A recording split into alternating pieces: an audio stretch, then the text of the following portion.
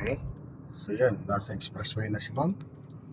Okay. So, ganun lang, yung gagawin mo lang dito sa ano to, babantayan mo lang, syempre nasa unahan mo.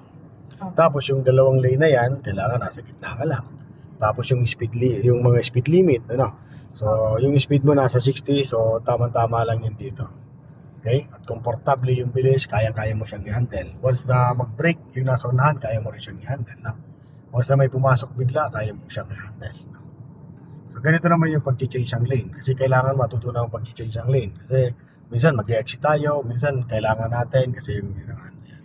So ganito, gas ka pa, dag. Kasi nababa yung nabagsak yung gas, dag ka pa na gas. Okay? So signal ka ng kaliwa. Signal. Yan. Tapos tingin sa likod ko kung walang sasakyan. Wala? Wala. Pag wala, malayo siya, dagdagan ng gas, sundan mo yung sasakyan na yan. Okay? Ganun, ano? Yun. Sundan mo lang yan. Lane na yan. Sundan mo lang siya, no? Focus ka lang sa kanya. Kasi mamaya biglang namreno yung nasa unahan mo. Pag wala yung attention mo nasa kanya, so pwedeng sumalpo ka sa kanya, no? So, ang mata natin, dapat nandiyan sa unahan. Titignan mo yung reaction ng sakyan mo. Kung pupuntang kaliwa, kung pupuntang kanan, no? So, sa kamay mo, relax mo lang yan. Huwag mo siyang masyadong kapitan yung manipela mo. Relax mo lang.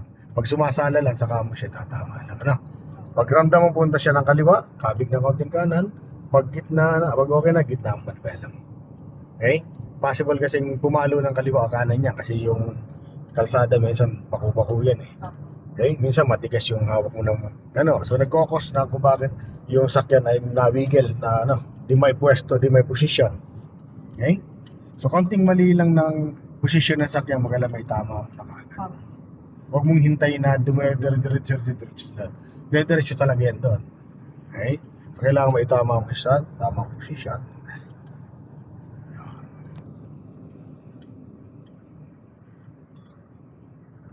Malaki yung kabig ng manibela, hindi pwede yan. Okay? Malaki yung pagkakano, hindi pwede yan, ha? Smooth, no? May pabalik, ganun din, smooth. Okay? So, slow down ka. Lalay sa brake, kasi medyo lumapit ka sa sunod-sunod mo. O, di rin pwedeng masobrahan. Hindi ka pwede ito magbigla magpupul stop, ha? Bawal. Okay, gas ka ngayon. Sige, dagdag. Pag nasa expressway ka o nasa highway, pag ang takbo medyo mabilisan, wag ka magpo-full stop. Okay? So alalay ka sa brake, kagaya niya, malayo pa dapat, yan, kagaya na, lalayo mo ng brake para yung nasa likuran mo, nakakapamreno din ako. Okay? So hindi siya bibiglang brake din, ano? So baka mamaya, di naka-attention sa'yo, di yari ka doon. Yan.